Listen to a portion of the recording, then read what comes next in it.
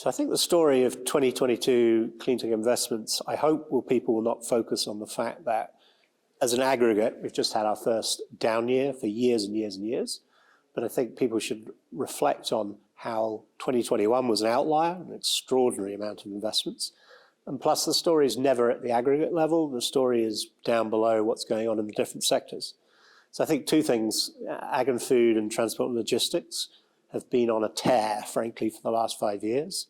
And both of them are a bit down this year. But equally, the other three areas are up. And I think that's where the stories are, really. So energy and power, resources, environment, materials and chemicals. So what it feels like to me is that certain areas have got very heavily invested, perhaps some degree to do with COVID, because I think ag and food really brought home how our food systems are really under threat.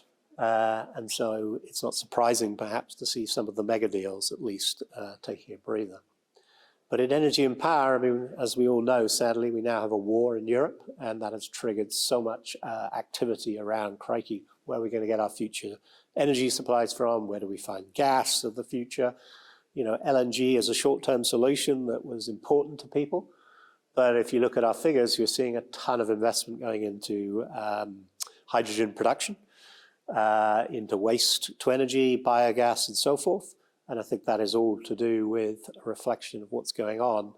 So one of the things I hope we'll look back in a few years and think about is, was this the year where national security actually sort of propelled people down the path of decarbonization, less on the so-called climate benefits and more on the national security benefits? The nice thing is they're totally well aligned. Beyond that, I mean, materials and chemicals has been an outlier for some time, and I think it's absolutely heartening to see us finally really investing heavily into that area, because we cannot possibly get to what people call net zero by 2050 without materials and chemicals of the future, i.e. less polluting, less toxic, less carbon emitting ones, playing a massive enablement role. And so I think that will be a story. I mean, as ever, there's a ton of storylines, but I think if I was to pick 3 to 4 that we're sort of very focused on at perhaps the higher level, I'd pick these. I think the first one would be, you know, there is a reality that we spend a lot of time following the venture and growth capital of the world, and that amounts to, you know, something like 50, 60 billion per annum in our theme. To get to where we're trying to get to, we need trillions. And so we're always looking out for what are the new forms of capital that are coming into the space. So the last 2 years, we've seen public equity capital coming in via the SPACs, and that has becalmed somewhat. But the good news, and people forget this, is these companies, whilst they're performing pretty badly on the stock exchanges, have big cash piles. So they are going to spend this money on the original purposes, and that is going to move us forward. But the big story of last year was undoubtedly the US passing the Inflation Reduction Act, $369 billion. That is, if spent wisely, will propel us forward, both sort of technologies that need to scale fast to get us to halving emissions by 2030, or the new types of technologies that need to sort of come on stream, if you like, in the 2030s and 2040s. So it's not just what the US has done on its own, because clearly that's going to benefit US companies. I think it's the trigger. There is no doubt that Europe is going to respond. And I don't think that's bad. I don't think it's about competition all the time. It's about co-opetition. And China is bound to as well in its own way. And so I think what you're going to see is a lot more deployment capital, you know, coming into the space. So that's story one. I guess story two, I'd probably look at as the year 2022 might be remembered for how it came home to us that we rely on the supply of critical materials for pretty much everything we do.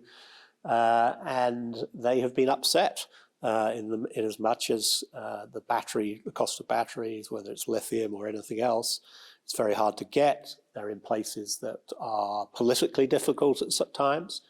And I think what that's now doing is triggering a whole rethink about where do we get that. So it's bringing back to the Inflation Reduction Act, onshoring of battery production to make sure that, say, for the US, that they have a security of supply of the materials they need for a decarbonized industrial economy of the future.